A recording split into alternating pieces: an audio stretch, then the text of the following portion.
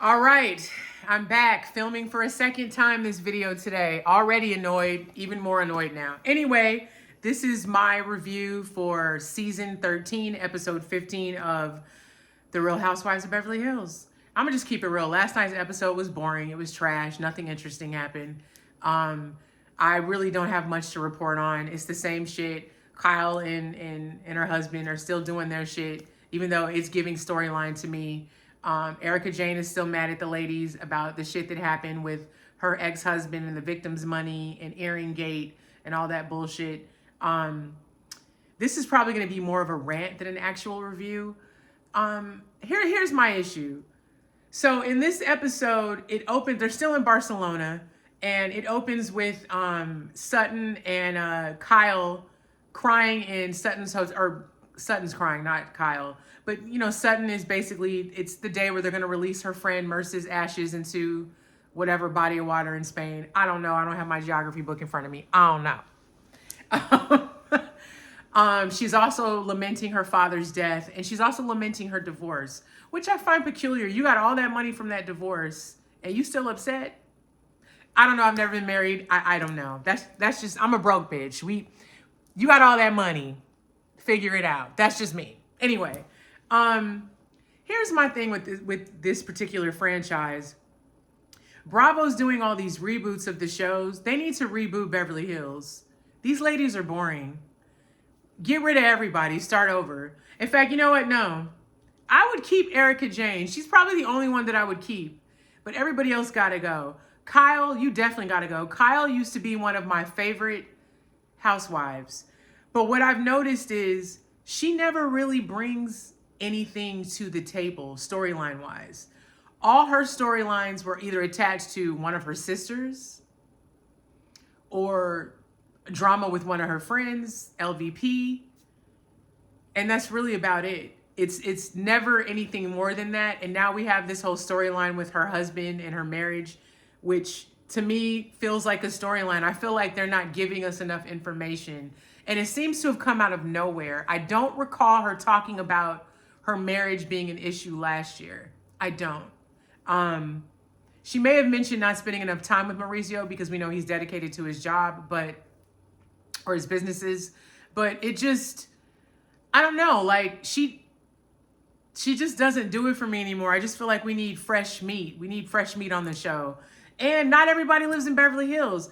Kyle lives in Beverly Hills. The new chick who definitely does not need to come back, Anne Marie, she does live in Beverly Hills. I believe Dorit does, and I think Sutton does. And that's it. Erica Jane lives on Miracle Mile off of Wilshire Boulevard. I'm from LA. That is not Beverly Hills. Garcelle lives in the San Gabriel Valley, which is the complete opposite direction of Beverly Hills. I just feel like we need new people on the show. We need some fresh faces. We need better diversity. I'm sorry, Crystal's on the show. Crystal's forgettable as hell. Completely forgot she lives in Beverly Hills as well. But I don't know. There's a million people in LA. There's plenty of motherfuckers that would love to be on camera that live in Beverly Hills, or are a socialite or popular that could be on the show that they could recruit. Also, I have a beef with the story producers.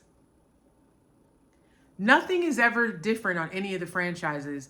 I feel like every season, you know, whatever group of ladies it is, they do some sort of healing bullshit by the water where they release the negative energy.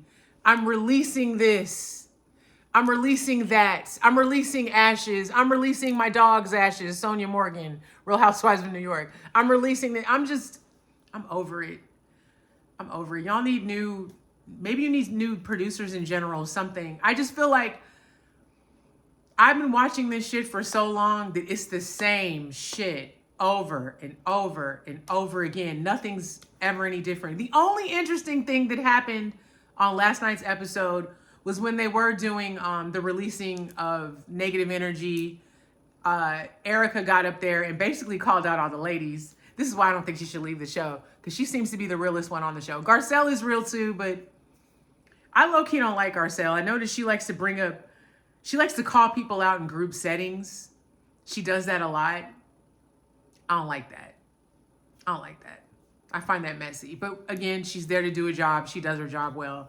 I just don't find her interesting enough to be on the show. But that's just my personal preference. But anyway, I digress. So Erica says, basically calls out all the ladies saying that she doesn't feel supported by any of them. Now, here's my thing, Erica. Like I said in my last 2 reviews of this show, what do you expect from these women? These ladies are your coworkers. They are not your friends. They're not your friends. You can't expect them to give you any type of grace. And let's keep it real. Bravo rolled that beautiful bean footage on you, and you were kind of nasty to the ladies when all that shit came out about your ex-husband embezzling that money and then allegedly giving some of the money to you, and then people weren't sure if you knew about it. But I don't think you knew about it to the extent that I just don't think you knew about it to that extent. But you're seeking something from these ladies that you're never going to get. And I think you're just upsetting yourself even more by doing so. I think she needs to let it go and move on. It's time to move on. I found the episode just really hard to get through because nothing happens. You know, it's the same format. They get up, they get dressed nice to go argue and fight and get drunk at a restaurant, a dinner party, or go shopping, argue and fight, talk shit. It's the same formula. And I get it. It's the same formula for every show, but maybe we need new story producers. There's a way to switch it up. Let's switch it up. When Beverly Hills first began, the show was interesting. You had legitimate people that lived in Beverly Hills on the show. You had legitimate drama. I will never forget that first and second season because Taylor Armstrong's storyline, to me, is one of the darkest storylines in Housewives history, period, bar none. One of the darkest. And it was interesting. It's horrible that it was used as fodder for entertainment, but it was interesting. I just think Bravo needs to either get new producers or get new story producers, but we need to switch something up. Beverly Hills franchise needs a complete reboot. We need new people on the show. I'm tired of seeing the same shit. Half these ladies don't have anything interesting going on. I will say this. The Dorit drama with her and her husband, now that's interesting. I'll give you that. That's interesting. And it's funny because we haven't really tapped into it like we should. We're tapping more into this Kyle and Mauricio bullshit, but we haven't really tapped into this stuff with Dorit and her husband, because her husband doesn't seem to believe when he said there's a difference between PTSD and high maintenance. Now that's a lot. And the fact that that man is never home. Now I'm not saying anything, but he's always in England. He's there a whole lot and she's never with him. It's giving he's seeing somebody out there. That's just me. He's still a man. That's all I'm saying. Anyway, if I had to grade this episode, it gets a D. It was boring.